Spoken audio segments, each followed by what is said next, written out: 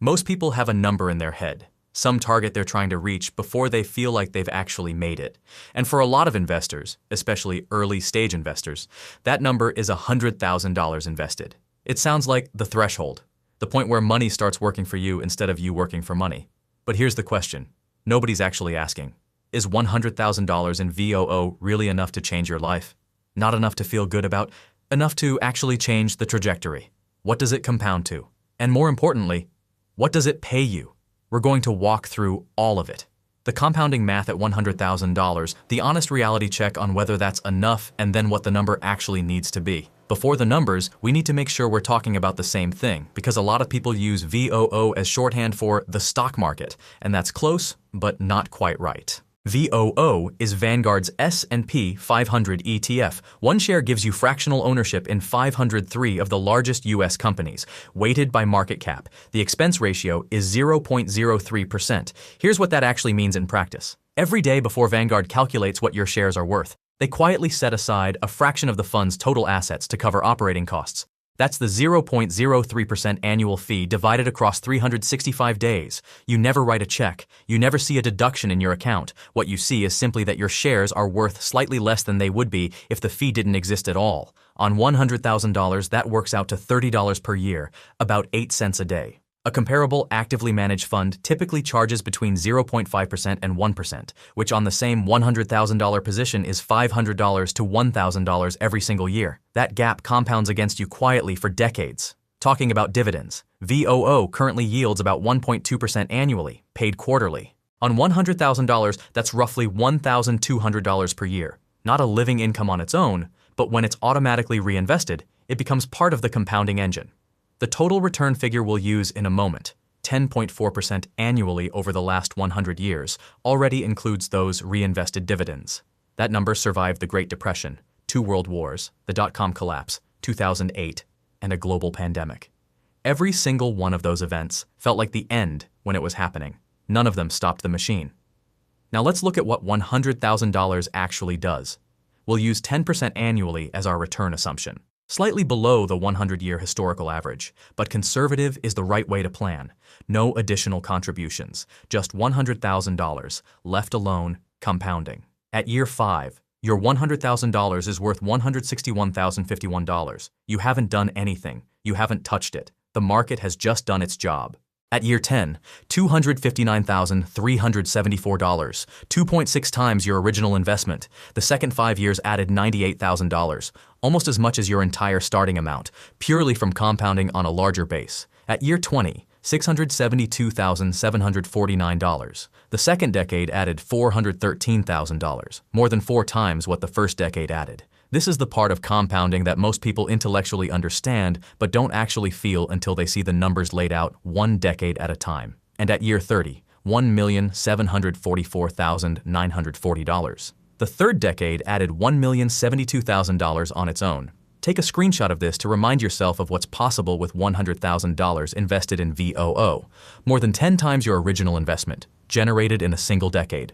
This is not magic, it's just time and a consistent rate of return. But let's ask the actual question, what does it pay you?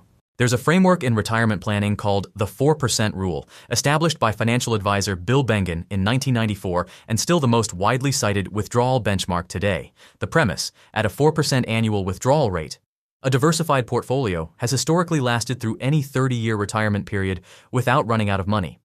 Morningstar's 2025 State of Retirement Income Report puts the current safe starting rate at 3.9% given today's valuations, but we'll use 4% to keep the math clean.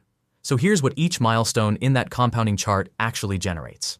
Your $100,000 right now produces $333 per month. That's not financial freedom, that's a car payment. At year 10, when it's grown to $259,000, it gives you $863 per month. At year 20, when it's grown to $672,000, it produces $2,243 per month. We're getting closer. And at year 30, it becomes $1.74 million and $5,813 per month. That is financial freedom for a lot of people, but it requires 30 years of patience, and you're not touching the money in between. So the honest answer to, will $100,000 in VOO change my life forever, is not yet.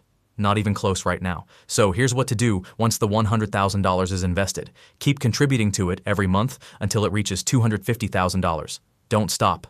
Don't treat $100,000 as the finish line. Treat it as the launch pad. Even with zero additional contributions, not a single extra dollar, your $100,000 gets to $250,000 on its own in just over 9 years. That's purely the market doing its job. But add $200 a month, that's $6.50 a day, less than a coffee. And you shave an entire year off that timeline. At $500 a month, you're at $250,000 in under 7 years. At $1,000 a month, just over 5 years. The point isn't the specific number you contribute. The point is that at $100,000, compounding is already doing most of the work. You're just helping it along. This is what makes $100,000 the inflection point. The effort to get from $0 to $100,000 is entirely on you. The journey from $100,000 to $250,000 is a partnership between your contributions and compounding. And from $250,000 onward, compounding starts to dominate. Just leave that $250,000 alone. Same 10% return, no additional contributions, and at year 10 you have $676,000. At year 20, $1.83 million. At year 30, just under $5 million. Apply the 4% rule to that $1.83 million at year 20, and you're generating $6,107 per month. Compare that to where $100,000 lands at the exact same point in time. $2,240 per month. Same 20 years, same market, same ETF, just a different starting base. That $3,867 per month difference is the gap between supplemental income and replacing income entirely. And if you keep adding $500 a month even after hitting $250,000, the 20-year number becomes $2.21 million, generating $7,372 per month at 4%. That extra $500 a month, $120,000 total over 20 years, adds $379,000 to the final portfolio. The market turns $120,000 of contributions into $379,000 of additional wealth. That's what a compounding base of $250,000 does to every new dollar you put in. One honest trade-off to name before we close. Neither number is risk-free. VOO fell 18% in 2022. The S&P 500 fell 38% in 2008. Every one of those crashes recovered and went on to new highs, but the recovery required staying invested. The 10% long-run average only materializes for people who don't panic sell at the bottom. Time horizon is the variable that makes this work. Every year earlier you start is a year of compounding you don't have to make up later. Here's the behavioral principle underneath everything in this video. The market rewards patience more reliably than it rewards intelligence. As Warren Buffett wrote in his 2013 shareholder letter, the goal of the non-professional should not be to pick winners, but to own a cross-section of businesses that in aggregate are bound to do well. An S&P 500 index fund will achieve this goal. Nothing in that sentence has changed. $100,000 in VOO is not the finish line. It's the starting gun for compounding that actually moves the needle. And once you're there, $250,000 is not a second mountain you have to climb from scratch. It's where the math naturally takes you if you stay in the game. If you want to see how to pair VOO with dividend-focused ETFs to generate actual monthly cash flow rather than waiting 20 years to withdraw, watch the video that's on the screen. I'll see you there.